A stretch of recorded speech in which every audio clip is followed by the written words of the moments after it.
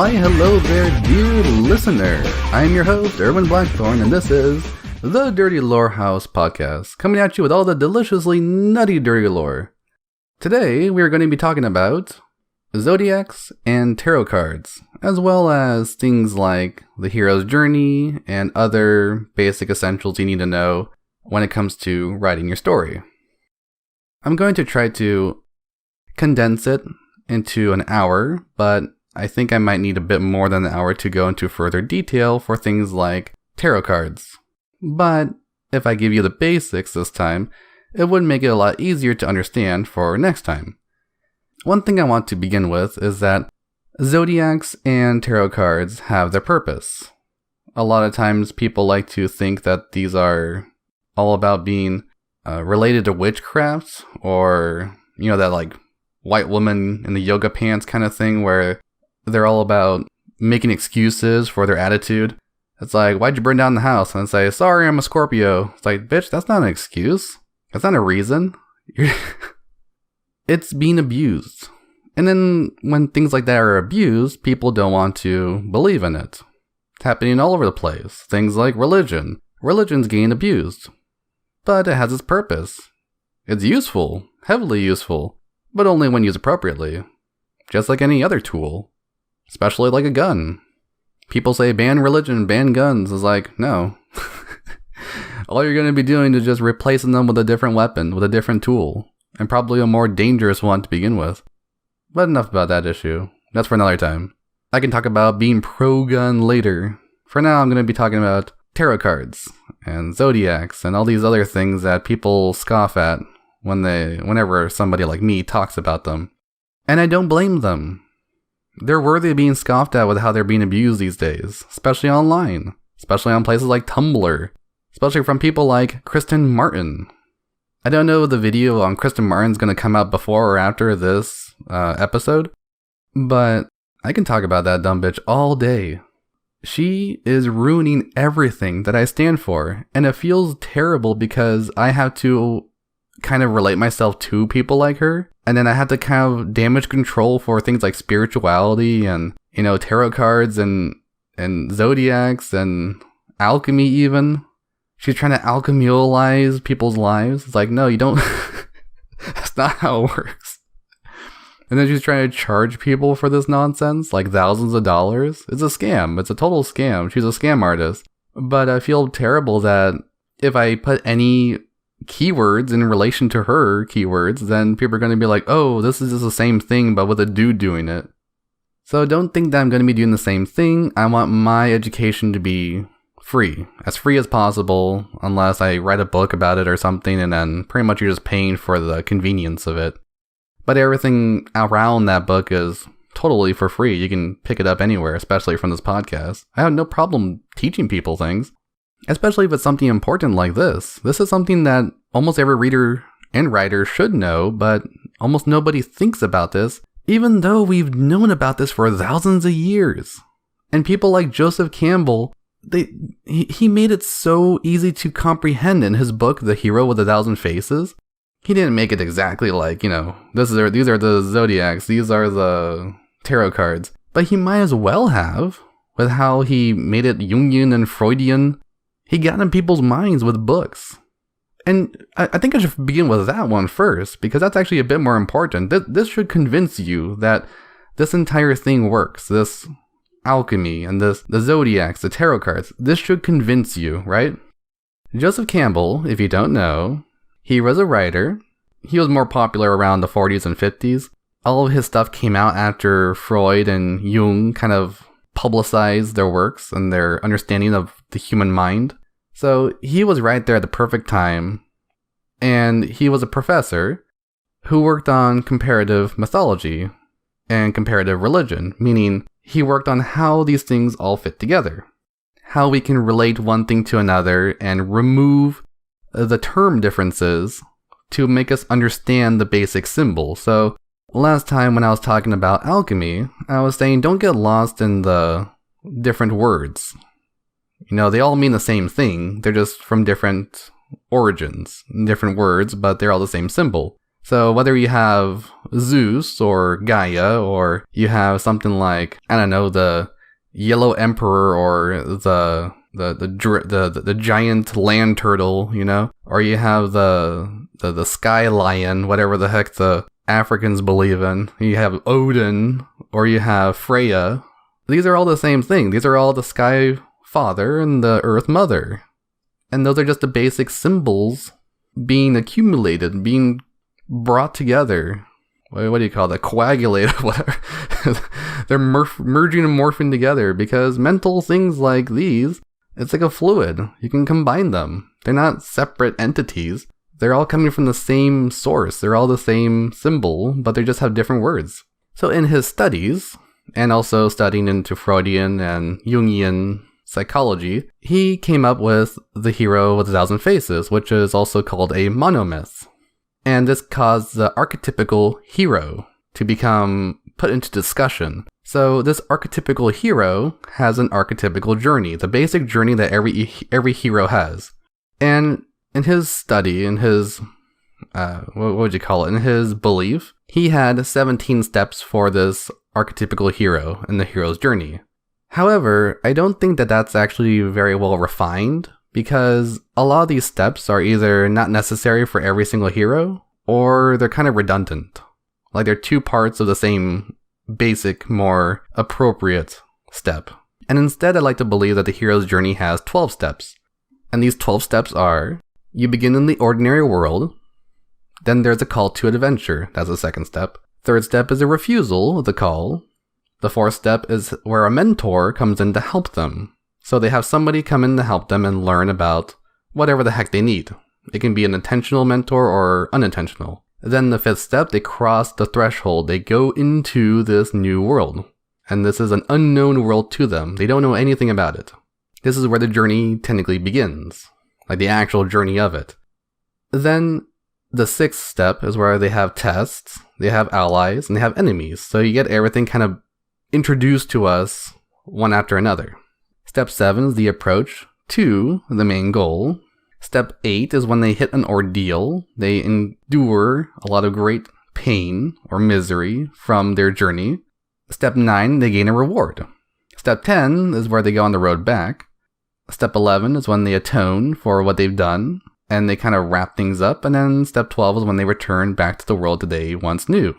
One story that does this flawlessly is Lord of the Rings. They do it through the 3 books, but the 3 books were meant to be one book.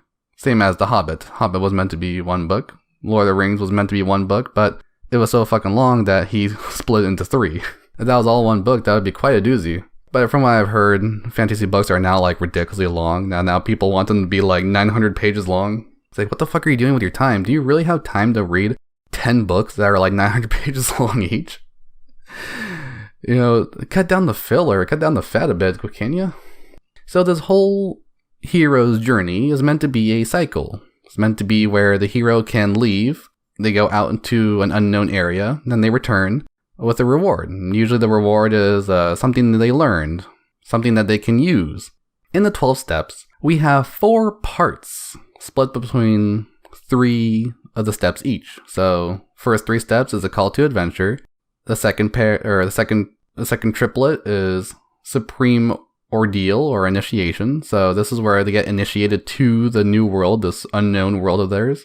Part 3 is unification and transformation, meaning that they are starting to change from this new world that they enter. And then part 4 is the road back, the hero's return. They have become enlightened, they become refined.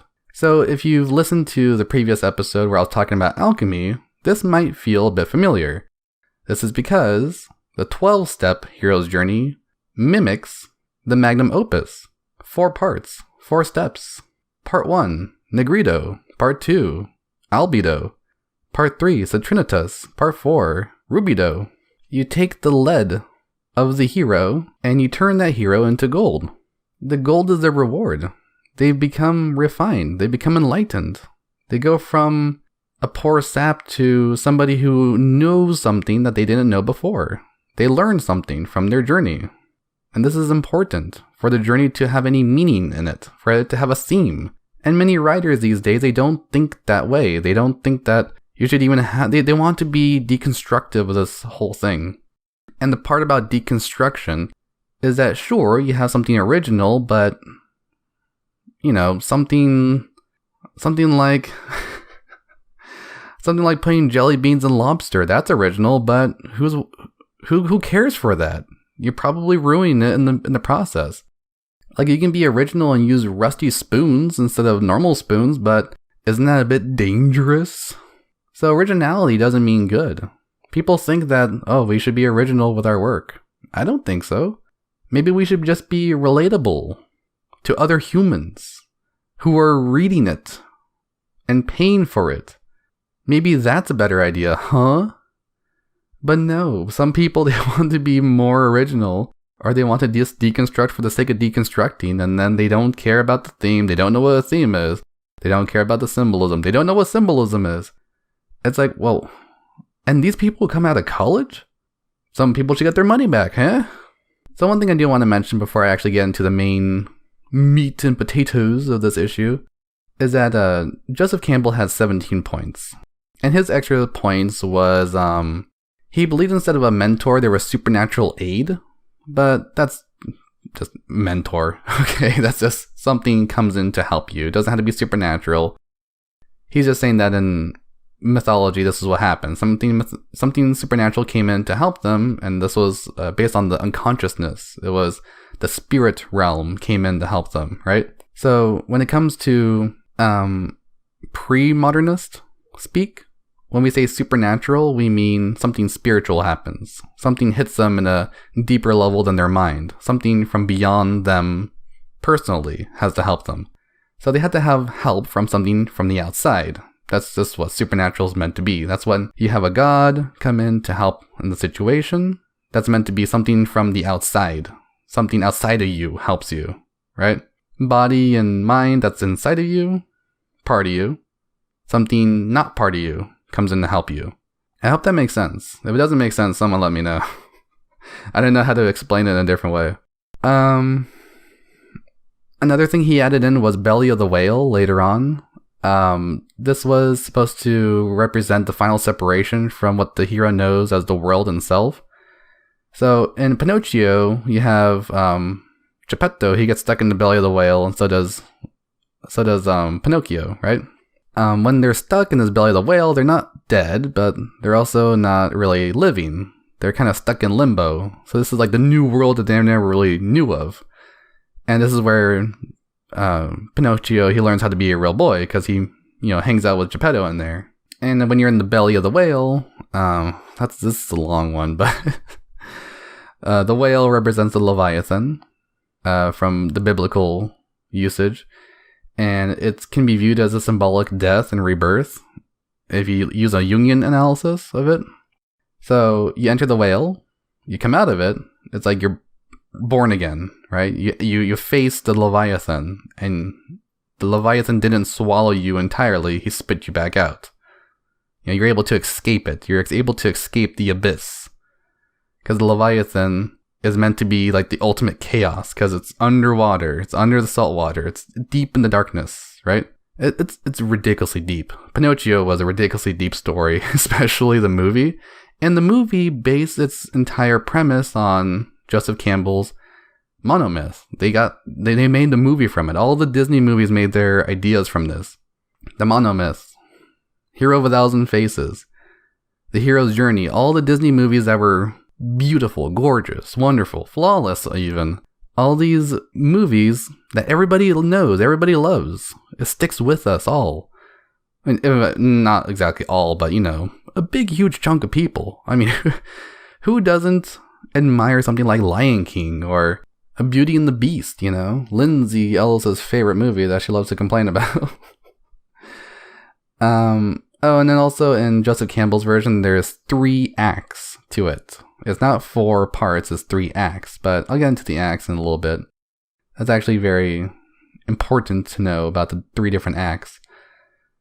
But I'm still very sure that the 12 is more accurate than the 17. 17, go right ahead if you want to make a story like that. That's more for pre-modernism.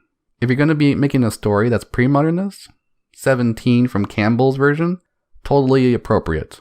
You have a woman as a temptress, you have the meeting with a goddess, you have atonement with the father, but these are all supposed to be taken symbolically. Don't take it literally, okay? Atonement with a father, it's like, like I said, Sky Father. Woman as a temptress, you have chaos tempting the hero. Meeting with the goddess. The goddess is meant to be where the hero gains an item to help him later in the future. The goddess is a symbol. It's like Athena, right? Wisdom. You have a weapon. Wisdom is a weapon in this case. But the goddess is part of the reward. So it's like the reward and the weapon to use, the item that they gain from the journey to help them in the future. It should be kind of both. So, like in King Arthur, he seeks out the Excalibur, and then when he is determined king, that's when he's able to whip it out of the rock. That's the item. That's the meeting with the goddess. Or at least that's something that the goddess gives him. But I don't think the goddess exactly gives him something. I don't remember that movie very well. I don't remember either of the movies very well. I just remember the King Arthur movie with that guy from Sin City. And I don't remember that much with that movie either. God, I had the game of all things. The game wasn't that bad either. It reminded me of that Lord of the Rings game. But, I'm digressing. Yeah, I could get into the hero's journey from Joseph Campbell later on, another one.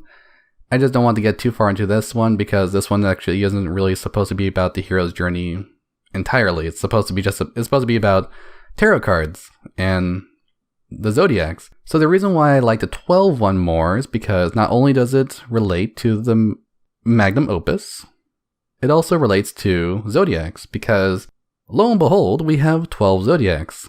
In China, we have 12 zodiacs based on the years, and in the West, we have 12 zodiacs based on the months. Now 12 is an interesting number because 12 in numerology kind of represents a cycle, represents the year. We have 12 months in a year, it goes around in a circle. So circle 12, think of it like that. And the 12 zodiacs, we have Aries, Taurus, Gemini, Cancer, Leo, Virgo, Libra, Scorpio, Sagittarius, Capricorn, Aquarius, and Pisces. I'm not going to go into every single one of them and what they mean, but just understand that these are something you should consider because these are what our personality is based on, as well as our fate. And if you don't want to say fate, you can also say destiny. It's the initial push that we get. And the same thing goes for our Chinese zodiacs.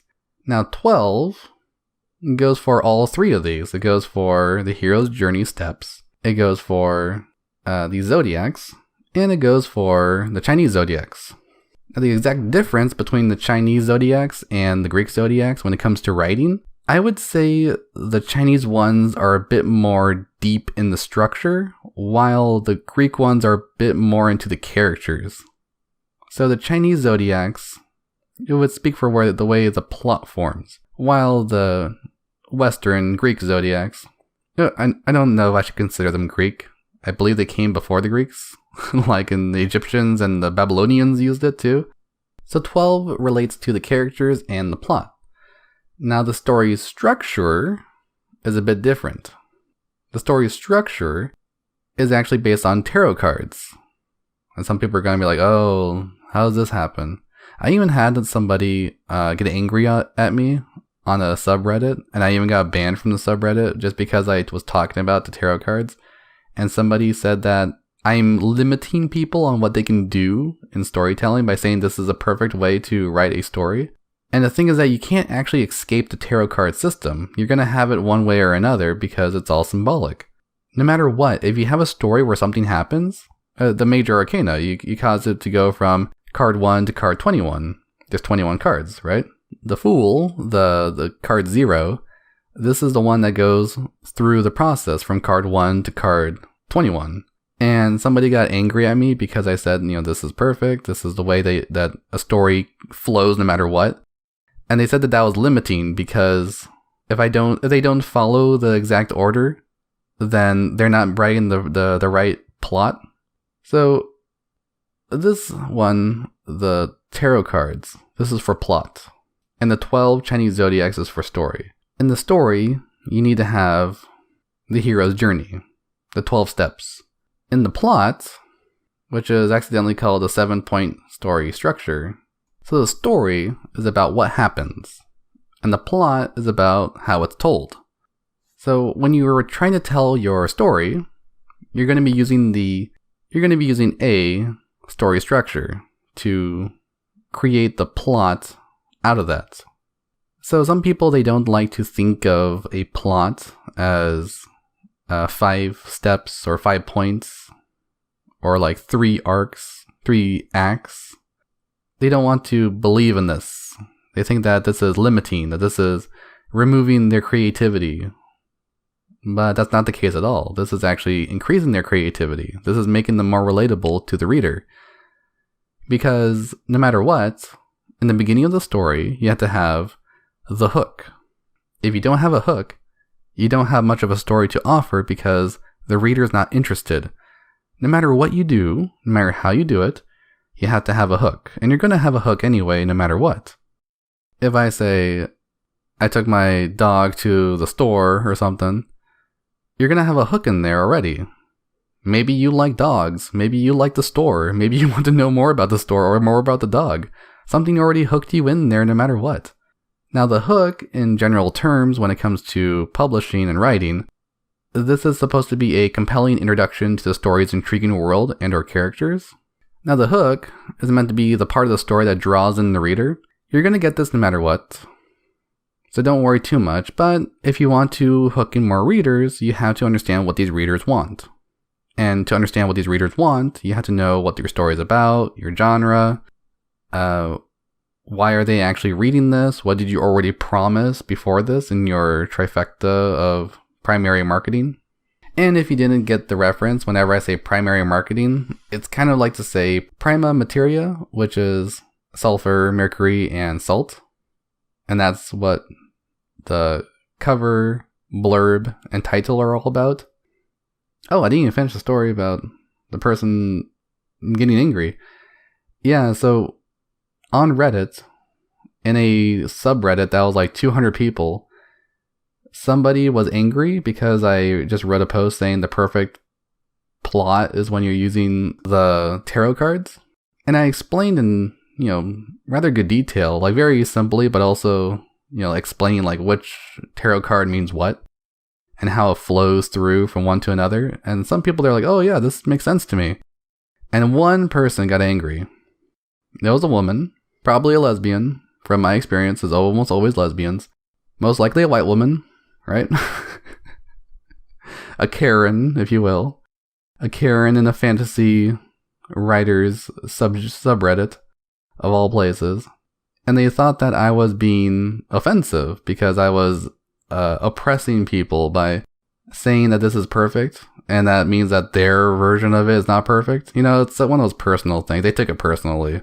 Like, oh, so mine isn't perfect, mine isn't good, and yours is, like that kind of thing. It's like, yeah, it is. What are you going to do about it? What are you going to do about it, huh? Make an argument that tells me I'm wrong. And they're like, oh, well, not everybody is going to be writing a story like that. Sometimes you can do it well without doing that way. I'm like, how? How can you do that? Because the tarot card system is basically saying there's a point A and a point B, and point A is different than point B. No matter what it is, this is what happens. You have something change. You have to have a transmogrification. No matter what. That's all the tarot card system is saying. That's the entire point of it. The entire point is to say you have point A and point B, and you have a shift, a change from A to B. Something happens along the way. Something is different now. It's not A to A. It's not B to B. It's A to B. And there's all these changes in between to cause it to become B, right? You have to have something happen in the story. That's all the tarot card system is saying. Have something happen. For the love of God, please. Have something happen. Have something move, right? And this person was pissed. And then the person in charge of that subreddit, they said that I was not wrong for defending myself, but apparently I don't belong there because I would defend myself. And then they changed the rule, like, he banned me without saying anything. And then he changed the rule after I'm banned to say if anyone's going to be banned, then they will get a warning or something.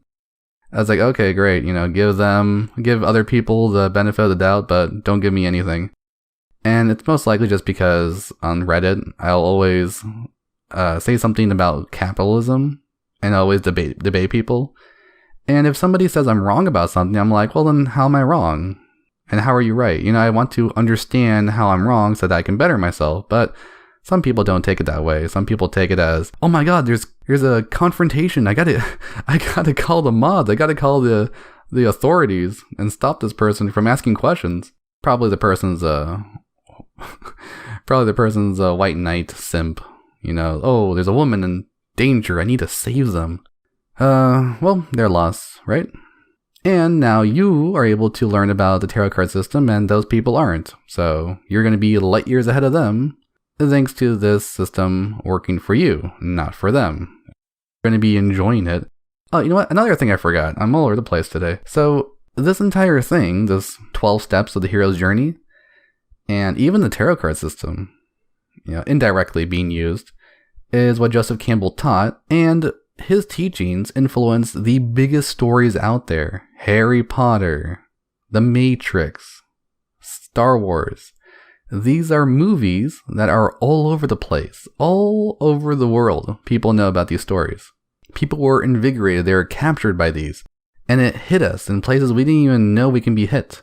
And all because they based their character's journey on a mythological level, through the monomyth, through the hero's journey.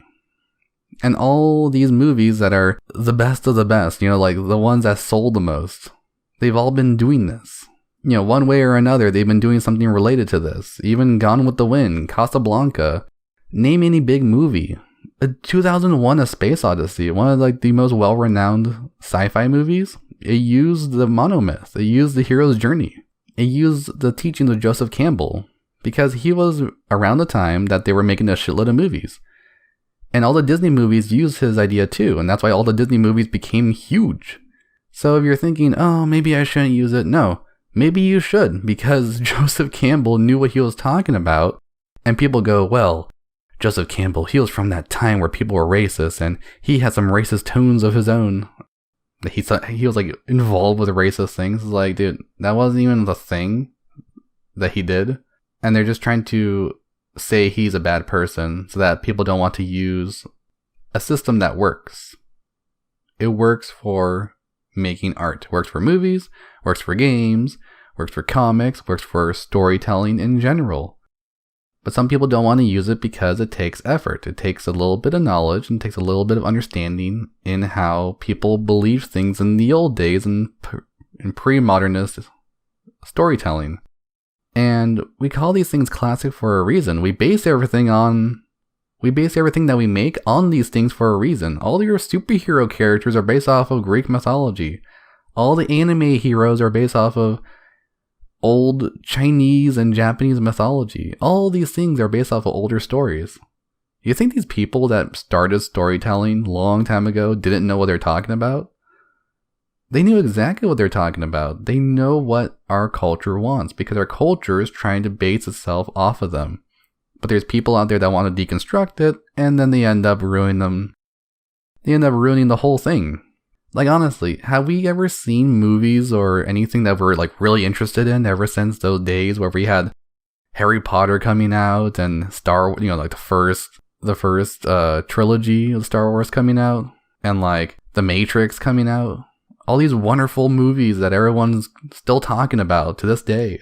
We don't want to talk about more modern stuff because now everything modern is, we don't want to talk about contemporary things because they're all postmodernist. Everything in contemporary movies is all about, everything in movies now is all about how the company can make money, how they can represent other minorities or, the gays or the women, how they can subvert everything. I talked about that in the woke episode. I'll have to repeat myself here. The tarot cards, there are 21 of them. All right, I'm going to go through a couple of these. I'm going to explain them very briefly, but I want you to remember something very Like, strongly. Always remember this one. 21 divided by 7 is 3. We have 3 acts in a story. The beginning, the middle, the end. Act 1 is the setup. Act 2 is the confrontation. And Act 3 is the resolution. Many people understand that there is almost always going to be a 5-point story structure, but a more accurate representation would be a 7-point story structure. And this is where you have the hook, the plot turn number 1. So I talked about the hook already, but the plot turn number 1 is an inciting incident that brings the protagonist into an adventure. So the inciting incident is the thing that's supposed to excite you about what the protagonist is doing. And it kind of leads you into the plot. Not quite the plot yet, but it brings you closer to it. It's the match that strikes and sets off everything.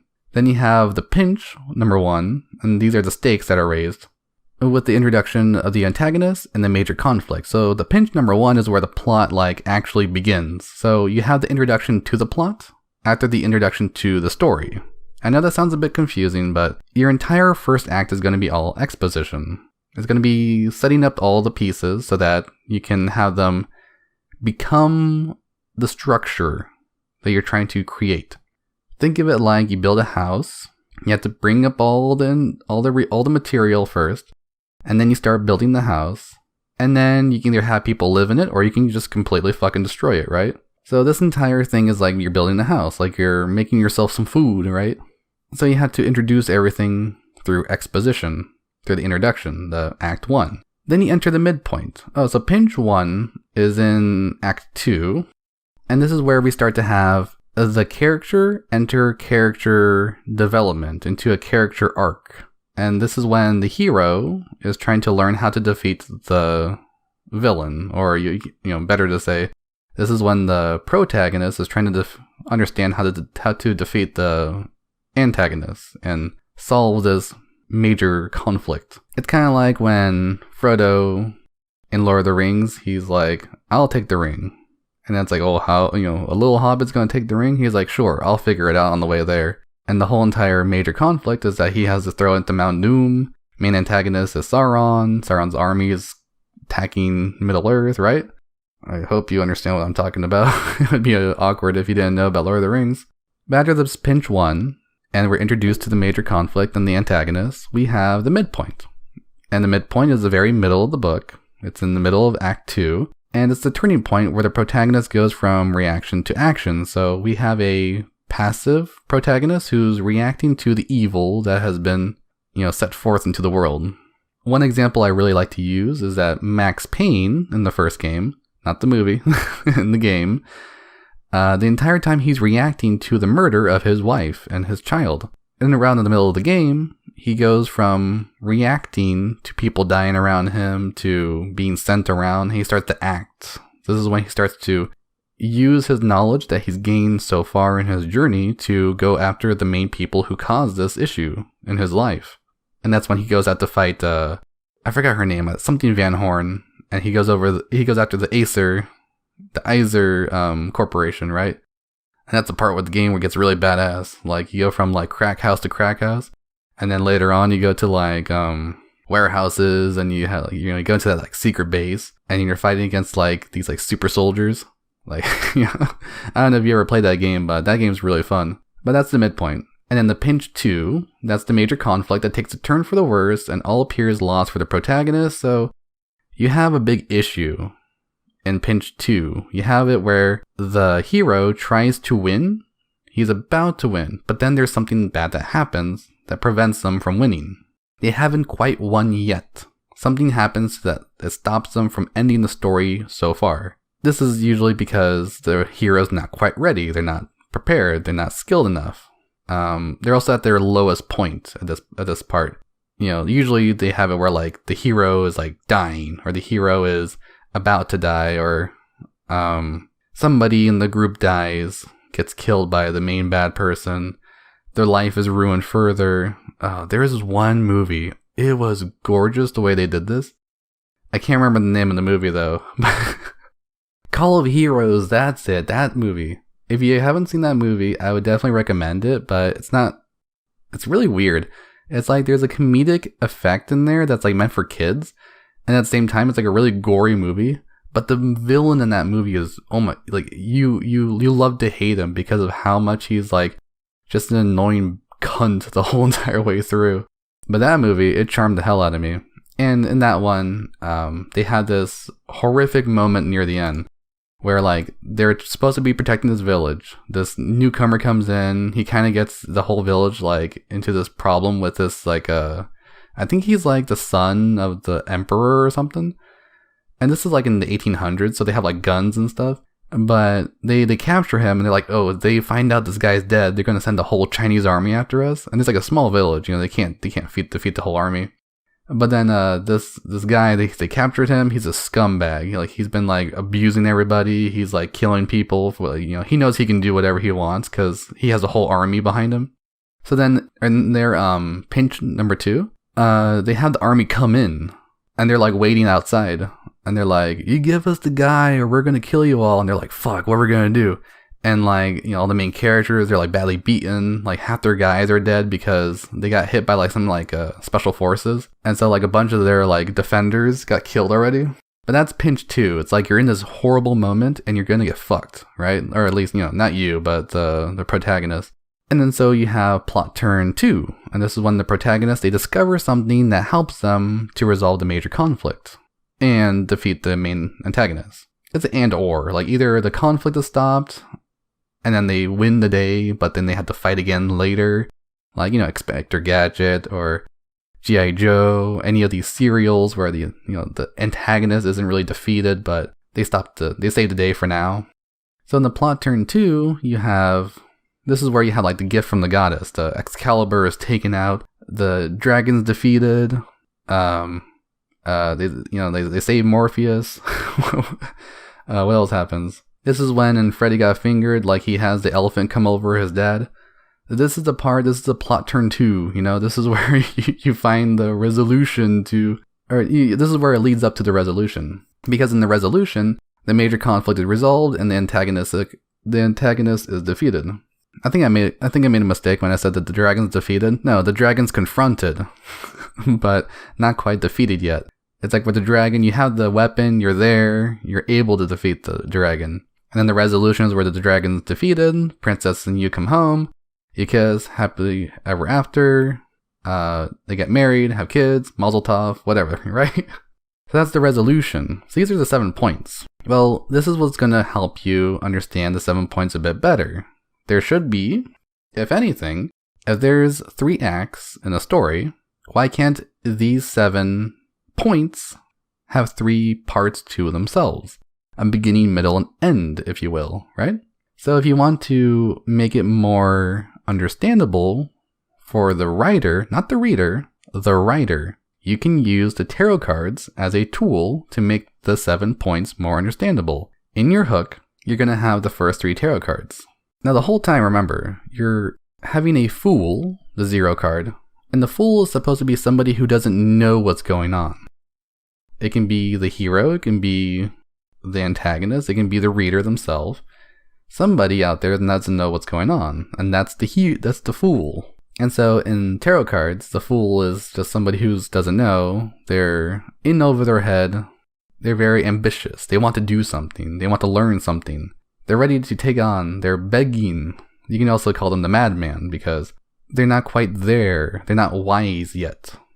The madman is like opposite of wise, right? And they can also be considered a wild man because they haven't been civilized yet. They're unrefined. They're crude, right? This is the very beginning. So the first 3 tarot cards we have in the hook of the book, right? And this doesn't even have to be the book itself. This can be within a chapter. This can be within a short story, across a trilogy, across the whole thing. The more the more in tune you are with this kind of structure, the more likely people will enjoy it and feel synergized with it. Because it will speak to them at a mental level, not just trying to appeal to them aesthetically in like a physical sense. It's not just mindless explosions, it's trying to hit them in a mental side, maybe even a spiritual side. So through the hook, you have the magician, the high priestess, and the empress. As you may have noticed, 2 of these are women, and 1 of these are male. The magician's male, the high priestess and empress are female. So the magician, also known as the magus or the juggler, the juggler, like, somebody who juggles, it's meant to be a skill, right? One who's skilled, one who's able to do things, one who's wise. So the magician, when it comes to tarot cards, he symbolizes power, potential, and the unification of the physical and spiritual world. So remember when I said there's a call to adventure? So the magician is pretty much the call to adventure. And he's also kind of meeting the mentor. And he is the potential within the fool that is soon to be unlocked. But so far, this is just a trick. He is shown that he has potential, but he doesn't have it yet. He has this vague promise that the main hero is going to come out in the end on top. Another interesting thing to understand is that in the tarot cards, you have the magician, he's pointing upwards towards the sky, and his other hand is pointing down towards the earth. So he is in this middle zone between the spiritual and physical realm. So it's almost like a type of limbo.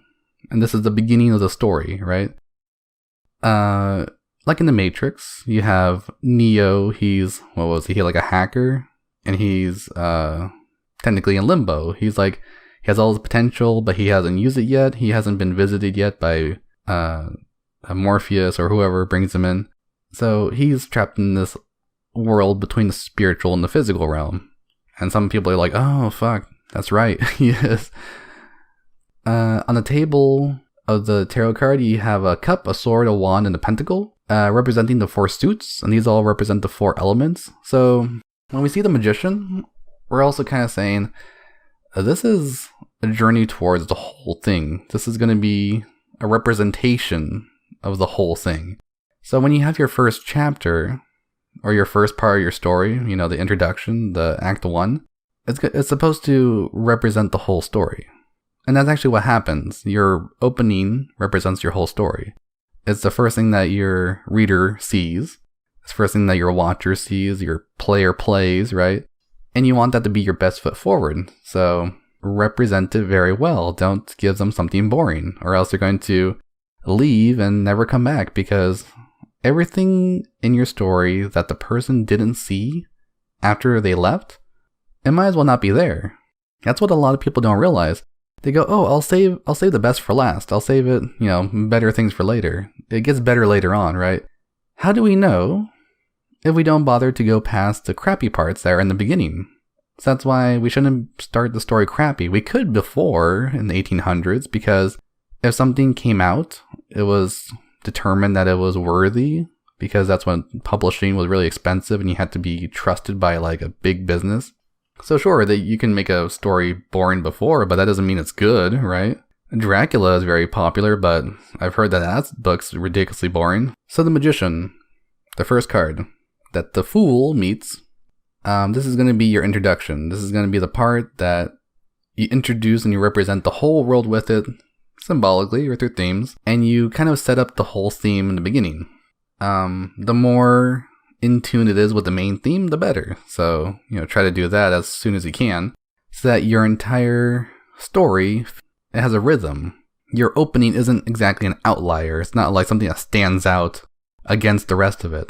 Like in the Matrix, what was it? Like Trinity, she was like fighting those cops and like doing all this crazy stuff. That was a perfect moment of like the magician, right? That was magic. The magic happened there. This is where the magic happens, okay? As if that isn't obvious with the magician. So think of it like that. So after the magician, we have the high priestess. And high priestess is meant to be like a feminine goddess. Kind of like that. Feminine wisdom. And on her card, she has a crescent moon. And that's supposed to mean like, like a kind of a view into the chaotic side of life. The yin side of life, right? Like the black part of the yin yang. You look into the night, you look into the unknown, you get a glimpse of it. This is what happens, like when you start a story, you have the magician, the wise man, they go, look, you're going to go on a journey, and it's not going to be fun, but you're going to be enlightened after this. This is when the fool, the protagonist, he starts to feel a little bit of doubt. This is when the call to action is rejected. right? We have a rejection of the call to action. And this is the chaos. This is like, no, I don't want to go into that kind of thing. I want to stay in safety. But then they're pushed into it, right? This is where the inciting incident happens, when they're pushed past the high priestess. The high priestess is supposed to be a wisdom into chaos. You kind of realize, hey, there's something chaotic going on here. There's something not quite orderly. All right, it's an understanding that there is something they had to do, the hero has to do. So it's almost like a reaction or a middle zone between a wise man telling you something and you thinking about it. And then after that, you have the Empress. The Empress, she has 12 stars on her crown, and she has a connection with the mystical realm and the cycles of the natural world, meaning that she represents a cycle. So she's like the opening into a cycle that's going to happen, meaning she's the opening when you start to have something happen in the story within the hook. So she's a connection into femininity. So in the hero's journey, femininity, meaning the divine goddess or the female, the princess, right? This is like, look, the princess is in trouble. You have to save her. This is the part where the princess is in trouble. And that's why she's called the Empress. But the Empress is just another word for the princess, the goddess, but, like a royalty kind of thing, a special woman, right? Not quite the goddess yet, but she is like a special woman, or a special side of femininity, special side of chaos, a special side of the anima. And she also represents the Mother Earth, the Earth Mother, right? So this is when the hero starts to venture the earth. They start to go out into their journey. And this is also the part of the story where you start to explain some of your settings, start to give some exposition, start to explain what things look like. When we're talking about like the very beginning of the story. And this is where all the exposition happens. And this is why we have a hook. The hook is kind of trying to explain what's going on, what it looks like, and what to expect for later. It's an insight into the world. And it's also trying to intrigue you, showing you a little bit of chaos. And it's also guiding you. That's what the hook is meant for. So whenever you think of hook, think of the magician, the high priestess, and the empress. Plot turn number 1, where we have the inciting incident. This is where the whole story starts to take place, starts to begin. We have the plot start to get a little heated. And this is where the protagonist gets introduced into the conflict, the adventure. This is when the hero's journey is starting to become... So in the plot point 1, the inciting incident, with the tarot cards, we have the Emperor, the Hierophant, and the Lovers. The Emperor, he represents authority, establishment, structure, father figure, domination, excessive control, lack of discipline, and flexibility. So the Emperor can represent a wisdom that isn't quite wise, but more like they know about order. The order of things, the tradition of things, the repetition of things. And this is where the hero kind of wants to stick to this order that they know of, this past that they've already been used to. They don't want to venture out yet. And this is what the Emperor is about in the inciting incident. The hero has one world, and then something comes in to interrupt it, to bring in some chaos into this world of order, right? So it's kind of like everything was settled, everything was normal, and then something dropped into the water, and then all these ripples appeared, right? Disturbed, right? Something disturbed it. Also, with the Emperor in his right hand, he holds an Ankh, the Egyptian symbol of life. And in the left hand, he has an orb, which represents the world. So he has life in the world. So this is the life in the world of the protagonist being expressed. And this is where we say, look, this is your world, this is your life. Do you want to change it, or do you want to keep it the way it is, but also have it be ruined by doing nothing? And this is the call to action. This is where the hero's kind of like, maybe I should change my ways. Maybe I should follow the rabbit down the rabbit hole. His long white beard is symbolic of age, old wisdom, and experience. Along with his gold crown, he's an authority figure. And that just means there's been this tradition and this authority that says, don't do this, don't do this. And then the hero's like, I'm going to do that anyway. I'm going to go ahead and do it. And you can't stop me. So the middle part of this plot point 1, is the Hierophant. Hierophant represents spiritual wisdom, religious beliefs, conformity, tradition, institutions, personal beliefs, freedoms, challenges, the status quo. It's almost the same thing as the Emperor. It's almost the same thing. But it's more like pig-headedness. Like being stubborn in your ways. Being too comfortable in your ways. Having your beliefs. You determine the beliefs of the hero, and you also express the beliefs of other people around them. This is where all the philosophy of your story kind of comes together, of like, why people are doing this, why people are doing that. You're making the expressions, the examples, the reasons. When they say that it's in tarot cards, when they say that the Hierophant is like a religious figure, it's mostly just about like what the person believes in. I fight for my friends. That's like their religion because their friends are very important to them. I fight for family. Everything for my family. I fight for my village. Fight for my country. They're going to be expressing whatever they're fighting for. What do we want? A girl worth fighting for, And after the Hierophant, within the last part of the plot turn 1, we have the Lovers. The Lovers is love, harmony, relationships, values, alignments, choices, self-love, disharmony, imbalance, misalignment of values. So this shows what the protagonist hates and loves in the world.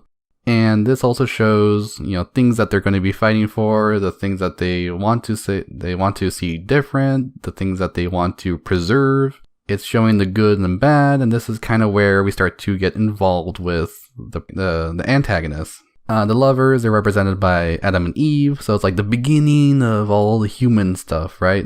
The beginning when Eve tricked Adam into eating the apple because she fell for it with that snake.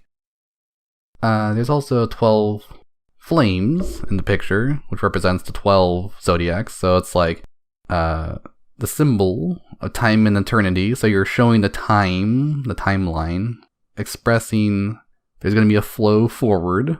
And it's also showing the setting that we're establishing. What is good, what is bad. This is all in the beginning of the book still. Alright, we've already gone through 6 of these. This is still in the beginning of the book. But it goes from a physical desire to an emotional need.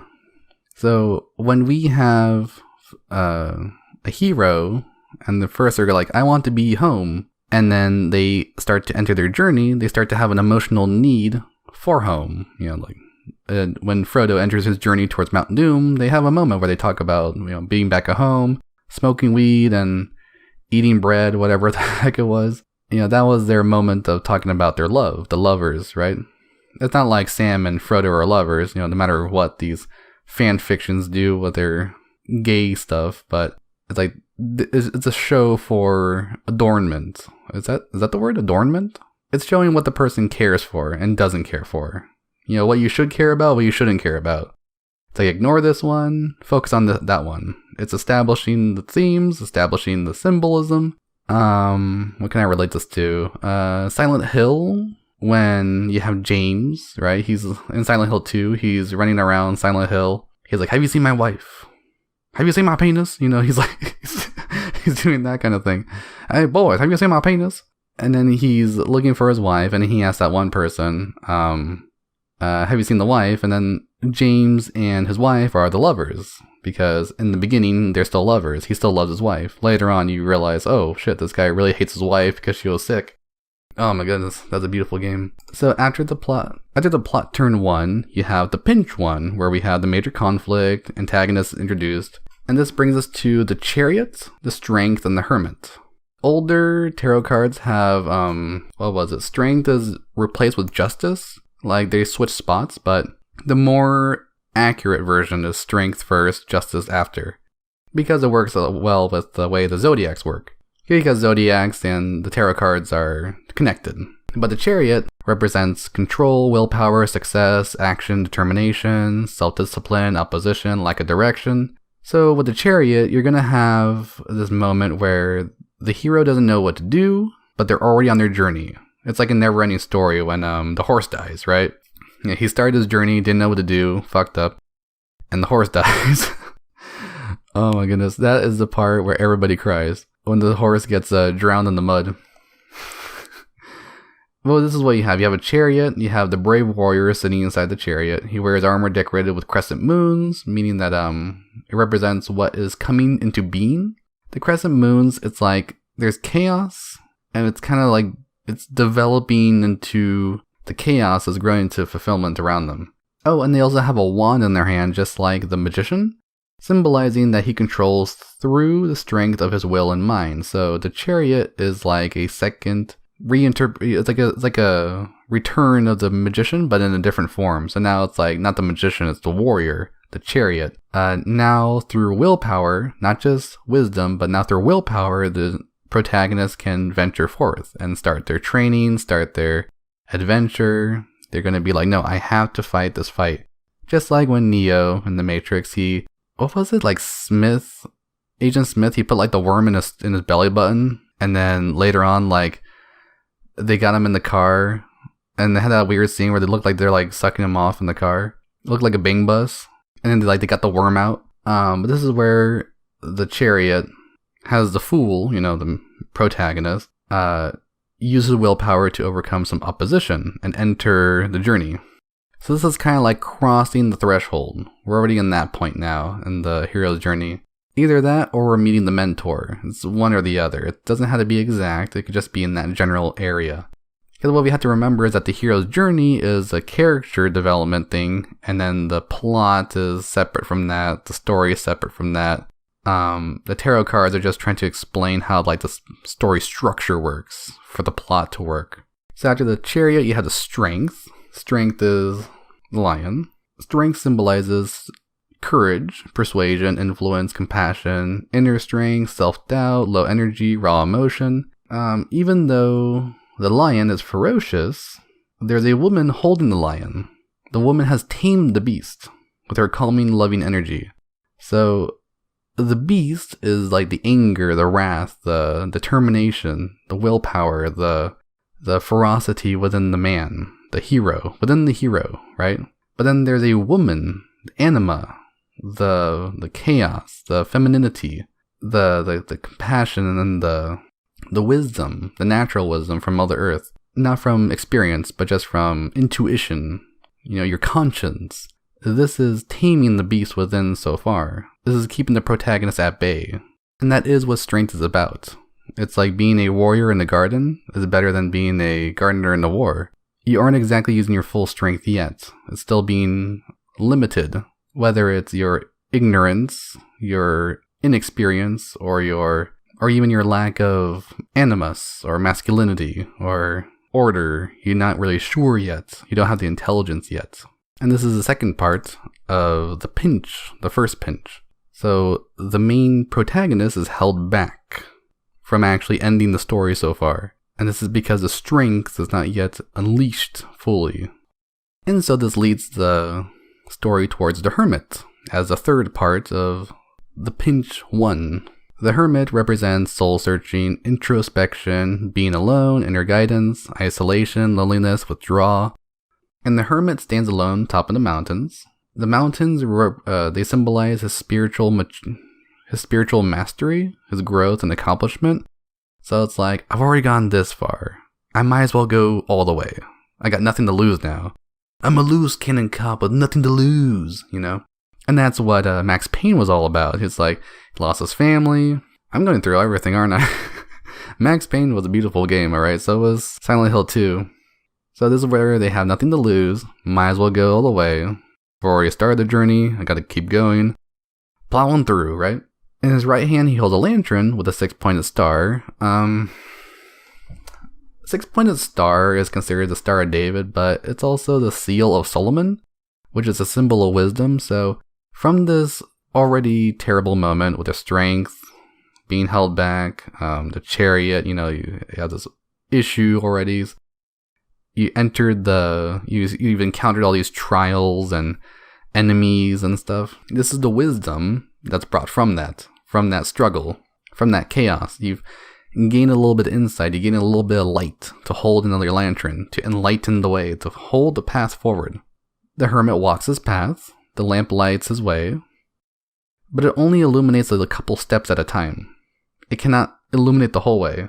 And he also has a long staff, a sign of his power and authority, which he used to guide and balance himself. So the staff is his support. Whether his support is some kind of memory, some kind of determination, some kind of ability or weapon, he has that with him the whole time. It can even be something as simple as like looking at a picture of a person in your helmet or whatever as a soldier, whatever the heck that trope is. Is that really what soldiers do? They hold their pictures in their helmet? I always saw that in war movies. That's basically what it is. The thing that makes them want to continue forward. And then they have a light to guide themselves forward, and they journey forth. And number 4, we reach the midpoint. This is the turning point in the story where the protagonist goes from reaction to action. So they've been dealing with all this shit. They've been training. They just entered this unknown world. Now it's time to act. Now it's time to become active instead of passive. No more having the story guide them. Now they guide themselves. And this is what happens. They start to make their own decisions. They start to learn from this experience that they had. They already had some hardship. They already had some issues. Now it's time for them to be in the driver's seat. And when they enter the driver's seat, the midpoint, this is where we have the Wheel of Fortune, Justice, and the Hangman as the tarot cards. Wheel of Fortune, it represents good luck, karma, life cycles, destiny. There's a turning point. There's bad luck, resistance to change, breaking the cycles. So here's a cycle that's always been going on. Certain group has been losing the war. They've been suffering this whole time. What was it? Tank Girl, I think. They had the company taking their water. The rebel forces, they've been getting fucked in the ass the whole time. And now it's time to change that, because now they have the protagonist to lead the way. What was it in Star Wars? It's like Princess Leia, she was captured, right? It's like, everything's going wrong for the rebels in the beginning, but then now they got the Han Solo, now they have the Obi-Wan. I think Obi-Wan dies when the Hermit happens. That was a hardship. That's when the horse dies and Neverending Story. Here we have Obi-Wan Kenobi dies, right? So then after that, we have the Wheel of Fortune. We have some kind of good luck or bad luck. We have a resistance to change. Or we have somebody breaking the cycle. And this is where we have a turning point. Are we going to keep things going the way they are? Or are we going to do something to change that? So the Wheel of Fortune shows a giant wheel with 3 figures on the outer edge. These 3 figures, they represent sulfur, mercury, and salt. They represent the prima materia, the building blocks of life. And then they also have the 4 elements there. And the wheel is kind of spinning through it. So it's all the stuff that we've already understood, all the stuff that's been established, that's about to change. This is the turning point. On the outer side of the circle is a snake. This is the evil. The snake also represents the life force plunging into the material world. So this is when a new life is starting. And this new life is the life of the active protagonist, the one who's entering a turning point, the midpoint.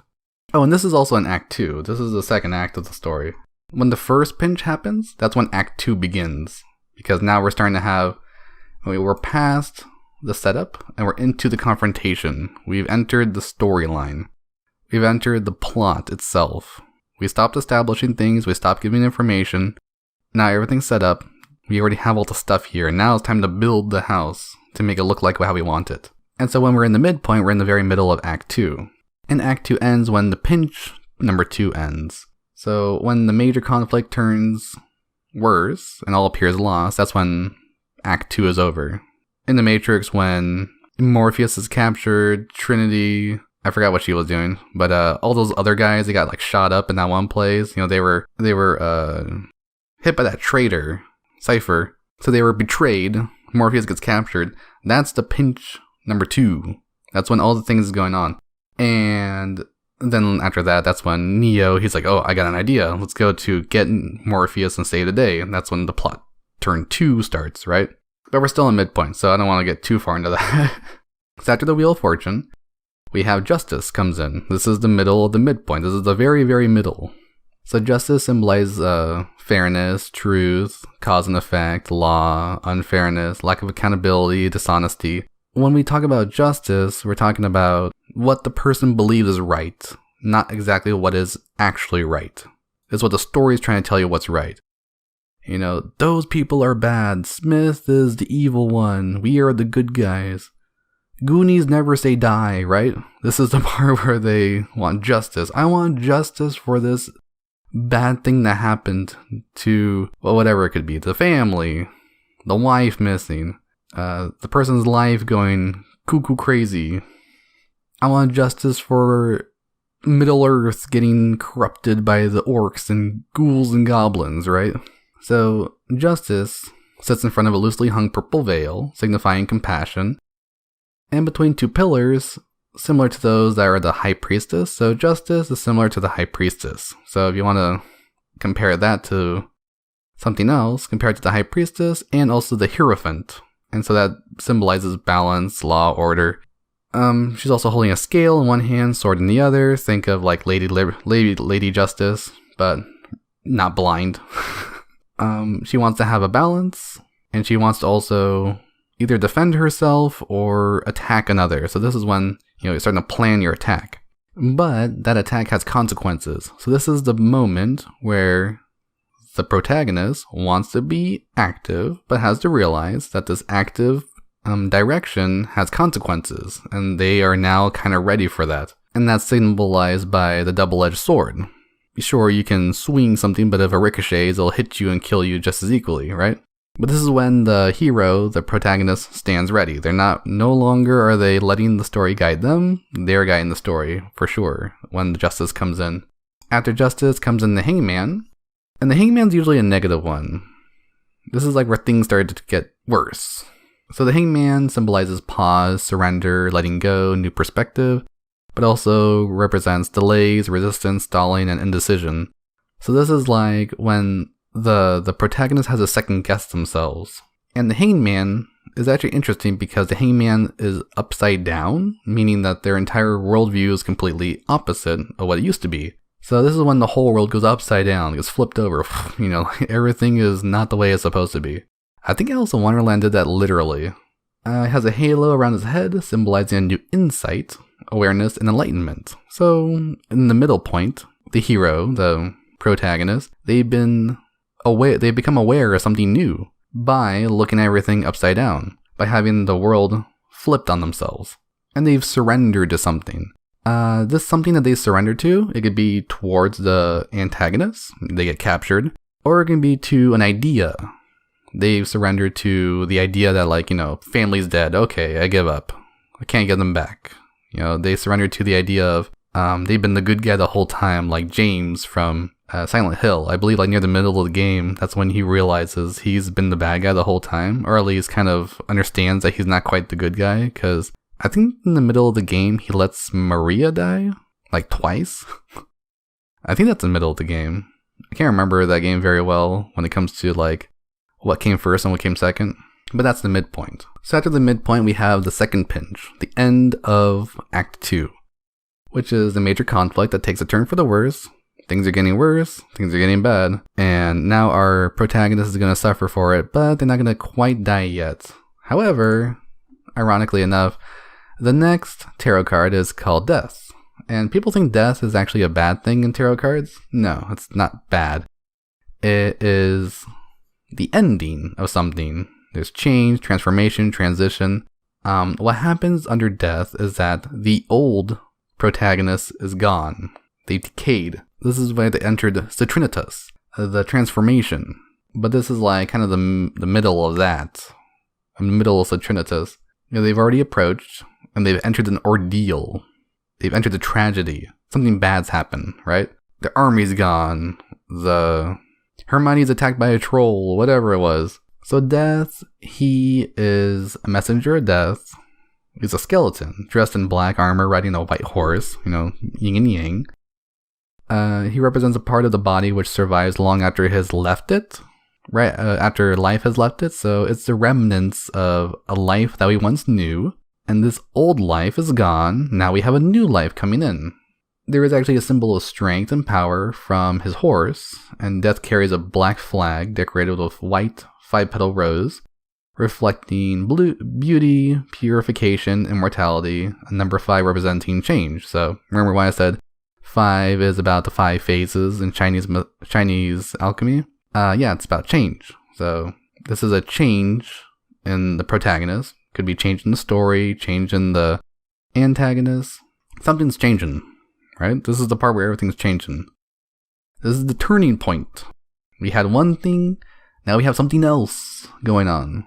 This is the part that people usually like the most. This is the part where like the music gets all pumpy and we start feeling inspired. This is like where William Wallace starts like running around on his horse. After death, we have temperaments. Temperance is about balance, moderation, patience, purpose, imbalance, excess, self-healing, realignment. So in temperance, we have an angel who's both masculine and feminine. This is supposed to be when animus and anima combined. And now we have a realization. This is like when, what's it called? This is like when the prince meets the princess, the sleeping beauty, and this is before the kiss, right? So the angel balances between 1 foot on the rock and 1 foot in the water. And the angel is holding 2 cups, symbolic of the flow of alchemy of life. So the life from chaos is entering order, and order is entering chaos. There's a switch between the two. It can be either one.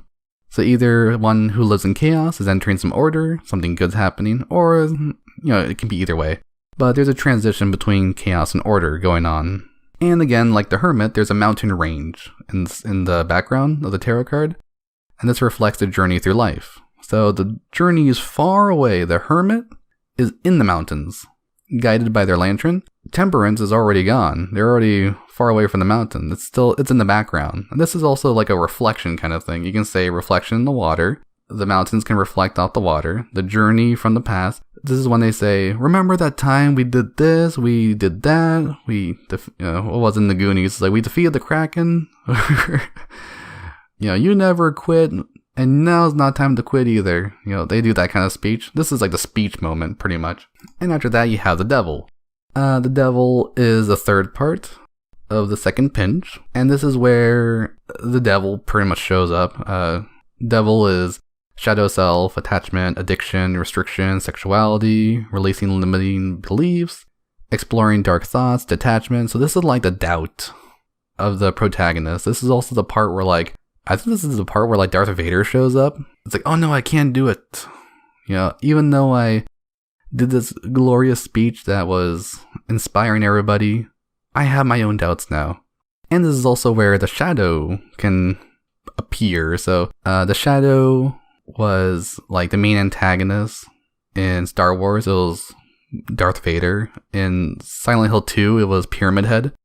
So this is like when, I think it was like when 2 Pyramid Heads appeared in Silent Hill 2. That's when the devil appears. Or it's like when Darth Vader appears.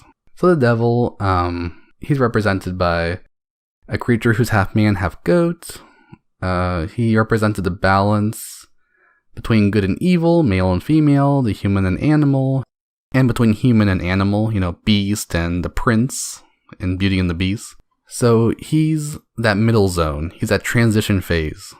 And he's a temptation into the dark side. And that's what you have to think about with the devil, temptation. It's kind of like that moment in any story where they say, join me on the dark side and you can get whatever you want.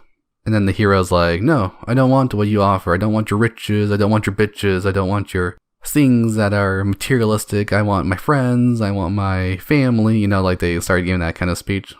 It's that moment. It's that moment in the story.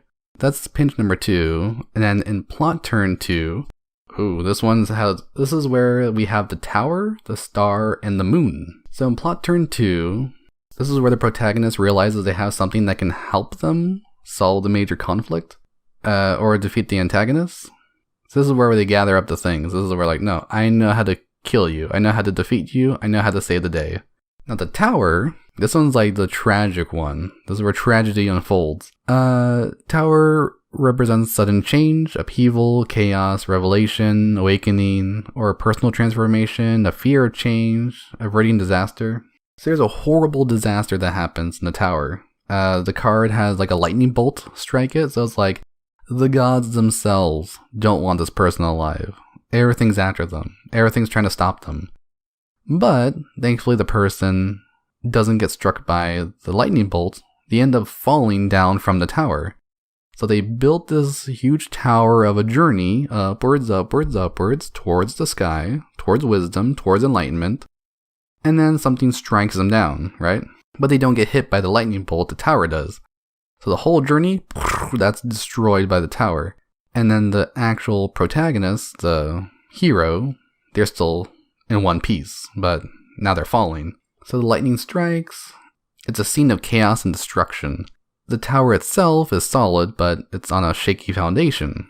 And it only took one lightning bolt to strike it down, to destroy the whole thing. So it represents ambitions and the goals made on a false promise. So the hero promises themselves that they're going to win, and that's a false promise. They don't know.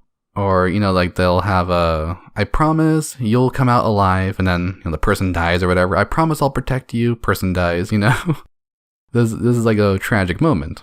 And this is supposed to be a revelation. It reveals to them their whole journey, their whole goal, whether or not it's worth it. And this is where the person has to make a decision while they're falling. So this is like a descent into madness, and a descent into chaos.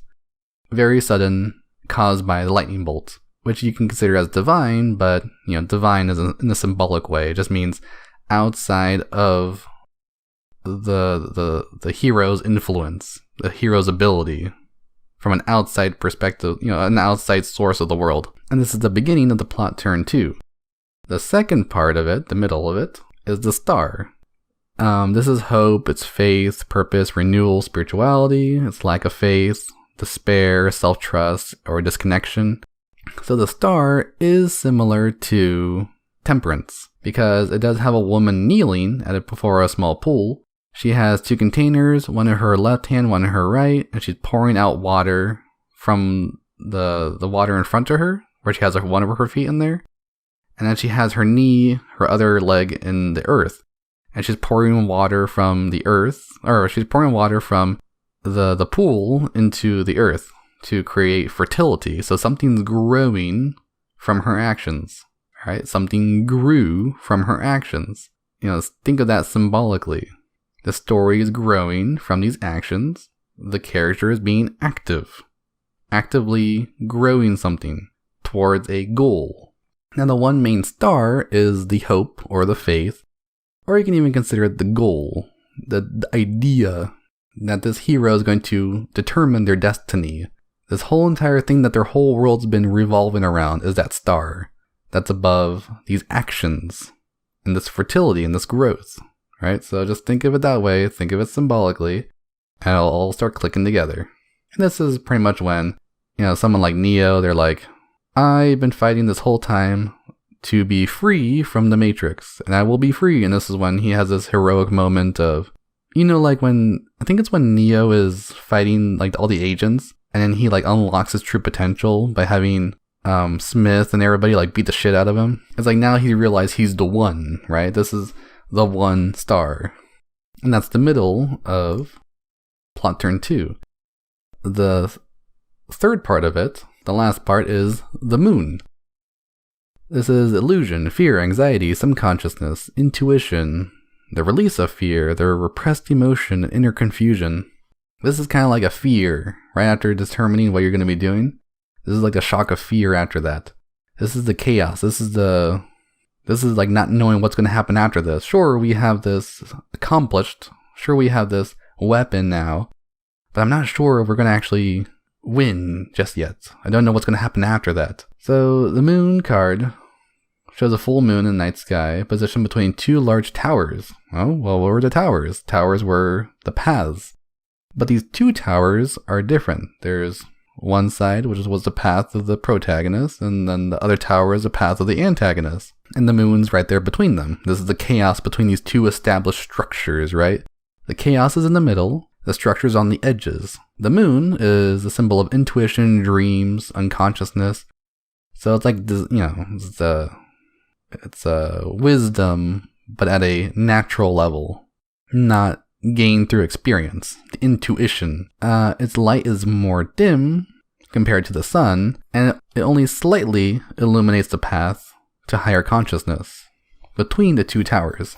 So between the established bad side and established good side, We only have a glimpse into this whole thing through our plot and through our story. This hasn't been the whole thing yet, right? We only got a glimpse of it. In the foreground, this small pool representing the watery subconscious mind. And if you remember, the pool was also represented in things like temperance, things like the star. The water is kind of important in that it's the subconscious mind, the part of the mind that's trying to determine what exactly is the desire, why they've been fighting this whole time, what they've wanted out of this. And now consciousness is unfolding. Now the hero is starting to realize what's been going on. They're starting to slowly become fully enlightened. And now their wild mind, their chaotic, foolish mind, is starting to become pretty much like a wise man. They're starting to leave Citrinitas. They're starting to enter Rubido. The last point of the 7 points, the resolution. This is where the major conflict is resolved. The antagonist is defeated. This is where we enter Rubido. And these don't really involve that much of the they don't really involve that much of the antagonist. It's more like, what are they going to do now? This is like the part in the Star Wars when they give out the medals and Chewbacca growls. Or when Neo, he flies up into to the sky and then Linkin Park starts playing, or whatever that band was. The first part of it is the sun. Sun represents positivity, fun, warmth, success, vitality. Inner child feeling down, overly optimistic. So they won. They won the day. They become enlightened. But it's cost them, and they start to feel a little bit of a longing for what was before. The world that they used to be in. I don't think Alice really won in her story. I forgot if the movie was different than the actual book, but it was pretty much that part when like Alice is running away and she's like, I want to go back home, you know? And that's also like when Squidward, when in that episode when he goes in the future, he's like, I miss my Eastern Island head. I miss playing my clarinet. I even miss SpongeBob, you know, like that part. That's the inner child. That's like when they just start crying because they missed all these things. They long for the past. The Sun Tarot radiates with optimism and positivity. So there is positivity. There's like a longing for what it was. And that means that their cynicism's kind of gone. And they've kind of like started to accept things. But they also want things that were sometimes. But it's not like things that they can't get back. It's like things that were good. They were like, oh, everything's crappy, everything's bad. But like, no, there were these good things that were either in the past or later in the future or whatever it could be. Optimistic in some way, right? I might have said that in a confusing way, but I hope you understand what I mean. The sun shines in the sky, representing the source of all life on Earth. So the protagonist determines if their decisions were good for all life on Earth. If this was a moral good or moral bad. Sometimes they're positive about what they did, sometimes they're not. They could feel down about it. Did we really do the right thing? Or they can feel good about it. Hey, we did the right thing, you know? We defeated the Death Star. This is a good thing. Saved some people. Saved a planet or two. And this is also the part where everything's illuminated. We fully understand what the character was all about. We fully understand the theme. Everything has become illuminated to us. We're already at the end.